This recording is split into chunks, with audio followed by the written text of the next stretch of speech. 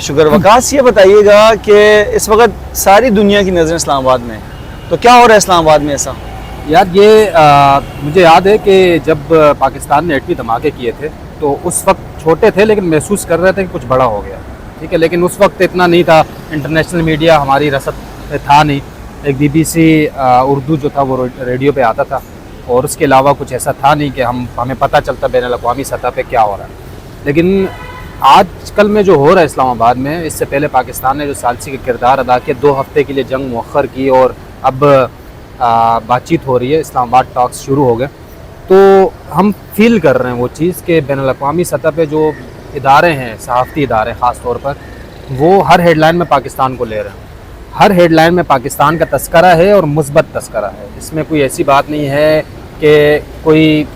اس سے پہلے بھی ہمارا نام آتا رہا ہے، لیکن آپ کو یاد ہوگا کہ کچھ عرصہ پہلے، اس سے کچھ عرصہ ہم پیچھے چلے جائیں تو پاکستان کسی بھی عالمی میڈیا کے کسی منظرنامے پہ نہیں تھا، اگر تھا تو منفی چیزوں میں تھا، اور منفی چیزوں میں اس لیے تھا کہ پروپیگنڈا کرنے والے بہت ہیں، ٹھیک ہے۔ اب گزشتہ کچھ عرصے میں کچھ یوٹیوبرز نے پاکستان کا رخ کیا تو انہوں نے دنیا کے سامنے پاکستان کا امیج رکھا، اصل امیج رکھا کہ پاکستان اصل میں یہ ہے، لوگ آپ سے محبت کرتے ہیں، نچھاور آپ کے قدموں میں ہو جاتے ہیں اور بغیر خرچہ لوگ واپس چلے جاتے ہیں، وہ خوبصورت ملک۔ تو اب یہ دوسرا موقع آیا ہے کہ دنیا کے سامنے ہمارا ایک بار پھر مثبت چہرہ سامنے گیا، اور اس بار ہم نے صرف پاکستان کی بات نہیں، پوری دنیا کی حفاظت کے لیے، محفوظ بنانے کے لیے بات کی ہے، جو کہ خوشائن سمجھ رہے ہیں لوگ، اور خاص طور پر ہم فخر محسوس کر رہے ہیں کہ بطور پاکستانی اس ملک نے یہ اہم کردار ادا کیا۔ اچھا یہ بتائیے گا کہ بطور صحافی آپ نے کوریج کی، جب سے پاکستان نے ثالثی کا کردار ادا کیا، شہباز شریف کے ٹویٹ کے بعد دنیا نے پاکستان کو کس نظر سے دیکھا وہ تو نظر آ رہا ہے، لیکن بطور صحافی، بطور پاکستانی آپ نے کیا محسوس کرتے ہیں جو اس وقت اسلام آباد میں ہو رہا ہے؟ یار سیدھی بات بتاؤں یار صفی، میں نے فیس بک پہ نا اپنا ایک اسٹیٹس ڈالا کہ ایسا لگ رہا ہے کہ جیسے ہم ورلڈ کپ جیت گئے، یعنی ورلڈ کپ بھی بھارت سے جیت گیا، میں نے یہ خاص طور پہ لکھا تھا۔ آپ کو پتہ ہے کرکٹ سے ہماری محبت بہت زیادہ ہے، اور جب وہ کرکٹ کے حوالے سے ہم ورلڈ کپ جیتے ہیں وہی بھارت سے، تو اب خوشی کا کیا عالم ہوگا، لیکن وہ پہلے دن کی بات تھی، لیکن اب تو ایسا لگ رہا ہے کہ روزانہ یعنی ہم مزید بلندیوں پہ جا رہے ہیں، اور اس کے اثرات میں کچھ معاشی خبریں بھی اس کے بعد کرتا چلا آ رہا ہوں، تو مجھے لگ یہ رہا ہے کہ کچھ تھوڑا بہت اگر ہم ثقافتی طور پر ہم کامیاب ہو گئے، اور بہت زیادہ ہم کامیابیاں ہم نے سمیٹ لی کامیابی، لیکن اس کے ساتھ ساتھ اگر معاشی اصلاحات جو کہ یقینی طور پہ اس پر توجہ دی جا رہی ہے، اس پر تھوڑی توجہ دے دی جائے نا، آپ یقین جانیں کہ جو ماہرین ہیں، معاشی ماہرین ہیں، وہ مجھ سے اکثر یہ کہتے ہیں کہ تھوڑی توجہ اگر دے دی جائے تو سفارتی سطح پہ ہم نے جو کامیابیاں حاصل کر لی ہیں، اس کے ساتھ معاشی کامیابیاں اگر مل جائیں تو اس خطے میں ہم ایک بہت بڑی طاقت بن سکتے ہیں۔ ساتھ سب سے بڑی خوشی یہ ہوتی ہے نا کہ ایک اسلامی ملک تھا، اس پہ امریکہ نے حملہ کیا، وہاں مسلمان رہتے ہیں، پھر دوسری جانب ان کا ہم نے درد رکھا، پھر ہم نے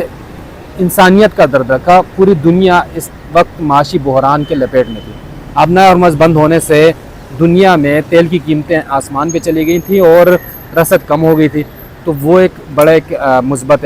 پہلو تھا کہ ہم نے نہ صرف پاکستان کے لیے بلکہ ایران کے لیے، اسلامی ممالک کے لیے، سعودی عرب کی بات کی جائے، دیگر خلیجی ممالک کی بات کی جائے، اب جیسے کہ اب پروپیگنڈا یہ ہوا کہ جیسے ہی 2 ہفتوں کے لیے جنگ مؤخر ہوئی تو اسرائیل نے لبنان پہ حملہ کر دیا اور کہا کہ یہ ڈیل کا حصہ نہیں ہے۔ اس کے بعد پاکستان نے نہ صرف حکومتی سطح پہ بلکہ اقوام متحدہ میں یہ بات رکھی کہ اس ڈیل میں لبنان کا نام شامل ہے، اور لبنان کے حکام نے باقاعدہ وزیر اعظم شہباز شریف سے رابطہ کیا کہ بھئی اس معاملے پہ کچھ کیا جائے۔ تو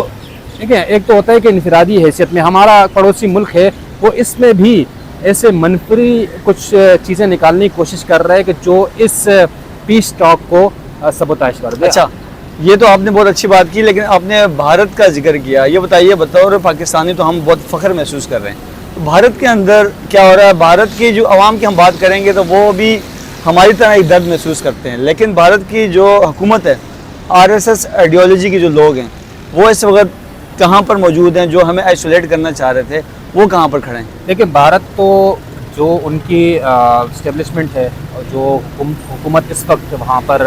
جو مودی رجیم وہاں پر موجود ہے وہ تو کبھی نہیں چاہے گی کہ پاکستان کے حوالے سے کوئی ایک خبر بھی مثبت آئے. اور انہوں نے اپنے میڈیا کو اتنا طاقتور کر دیا کہ وہ میڈیا کے ذریعے پروپیگنڈا کر رہے ہیں اور کوشش کر رہے ہیں کہ ذرا سی بھی بات ہو پاکستان کے حوالے سے اس کے حوالے سے ہی پروپیگنڈا کیا جائے تاکہ دنیا کی نظر میں پاکستان کا منفی تشخص سامنے آئے. ٹھیک ہے, اب یہ جو معاملہ ہے یہ ایسا معاملہ ہوا کہ انڈیا بھی یعنی ڈھونڈ رہے چیزیں کہ کہیں نہ کہیں سے ہم اپنے عوام کو, اب مودی سرکار جو ہے وہ تو اس نے تو پاکستان کے بارے میں یہ کہا تھا کہ ہم نے آئسولیٹ کر دیا, پاکستان تو یعنی دنیا میں ایسے ہی ایک بیکاری سا ملک ہے, اس کی تو کوئی حیثیت ہی نہیں ہے. جو ہم نے گزشتہ جو جنگ تھی بھارت کے خلاف وہ بھی ایک جو امیج اس نے مودی نے اپنا قائم کیا ہوا تھا, پہلا غرور ہم نے وہاں اس کا توڑا کہ دفاعی طور پہ ہم مضبوط ہیں بھارت سے. دوسرا ہم نے اس بیانیے کو بھی گلا, اس کا دبوچ لیا ہم نے کہ پاکستان آئسولیٹ, اور پاکستان آئسولیٹ نہیں ہے اور یہ ہم جانتے ہیں, لیکن بھارت پروپیگنڈا کر رہا تھا اور ہم نے اس بات کو ثابت کر دیا کہ اس وقت پوری دنیا بس خود بھارت پاکستان کی طرف دیکھ رہا ہے کہ یہ ٹاک جو ہے اندرون خانہ وہی چاہ رہے ہیں کہ یہ کامیاب ہو جائے معاملہ. اچھا یہ بتائیے گا کہ یہ تو بطور صحافی آپ کو کیا لگتا ہے جو اسلام آباد کے اندر پیس ٹاک ہو رہی ہے اس میں کتنی کامیابی ہوگی, اور اگر اس کے اندر ناکامی بھی ہوتی ہے تو کیا خطرات ہو سکتے ہیں, تو اس میں بتائیے گا. دیکھیں سفیر, ایک بات تو طے ہے کہ اس وقت جو جنگ کی صورتحال ہے شاید امریکہ بھی یہ چاہ رہا ہے کہ وہ اس جنگ سے نکل جائے, کیونکہ یہ جنگ بنیادی طور پہ امریکہ کی تھی نہیں, اور امریکہ کو جو انفارمیشن دی گئی امریکہ شاید خام خیالی میں آ گیا. تو ظاہر سی بات ایران اپنی ایک لیگیسی رکھتا ہے, ایک پرانا 5000 سال پرانی تہذیب ہے, تو اس کو امریکہ راتوں رات ختم کرنے کے چکر میں آیا تھا. دوسرا ایران میں جو احتجاج تھے امریکہ یہ سمجھ رہا تھا کہ ہم آئیں گے اور رجیم چینج ہو جائے گا, لیکن ایسا نہیں ہوا. اب امریکہ کو ہو رہا ہے نقصان, کیونکہ جنگیں لڑنا اتنا آسان کام نہیں ہے. امریکہ کو جب نقصان ہو رہا ہے تو امریکہ خود بھی یہ چاہ رہا ہے, اندرون خانہ جو وہاں سے جو تجزیہ کار جو باتیں کر رہے ہیں, جو اندر سے خبریں آ رہی ہیں, امریکہ اس جنگ سے نکلنا چاہ رہا ہے, اپنے آپ کو پھنسانا نہیں چاہ رہا. تو امریکہ جب نکلنا چاہ رہا ہے تو کہیں نہ کہیں ایران کی سننا پڑیں گی, کہیں نہ کہیں ایران کو امریکہ کی سننا پڑیں گی, اور مذاکرات اسی کو کہتے ہیں. یہ نہیں ہو سکتا اس وقت ایران جو ہے وہ اچھی پوزیشن پہ ہے, ایسا نہیں ہو سکتا کہ امریکہ اپنی منوا کے نکل جائے. دونوں کو ایک دوسرے کی سننا پڑیں گی, تب جا کر مذاکرات کامیاب ہوں گے. اور مجھے یہ لگتا ہے کہ امریکہ کی جو صورتحال ہے ہو سکتا ہے کہ یہ مذاکرات کامیاب ہو جائیں اور کامیاب ہوتے دکھائی دیں. ٹھیک ہے, بہت شکریہ آپ کے وقت کا. ناظرین آپ کو بتائیں کہ اس وقت اسلام آباد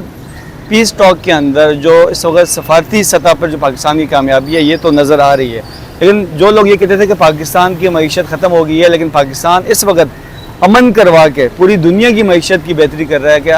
آبنہ ہرمز کھلوا کر جو دنیا کے اندر جو خطرہ تھا, معاشی استحکام متاثر ہو رہا تھا, اس کی بحالی کے لیے پاکستان کام کر رہا ہے. اس کے لیے صرف پاکستان اپنے لیے نہیں پوری دنیا کے امن کا اس وقت سفیر ہے. بہت شکریہ آپ کے وقت کا. اور وقاص بہت شکریہ آپ کا, شکریہ بھائی, آپ نے ٹائم دیا اور بہت اچھے موضوع پہ آپ نے موقع دیا. اس پر تو ہمارا دل چاہ رہا ہے کہ ہم بات کریں. بہت شکریہ.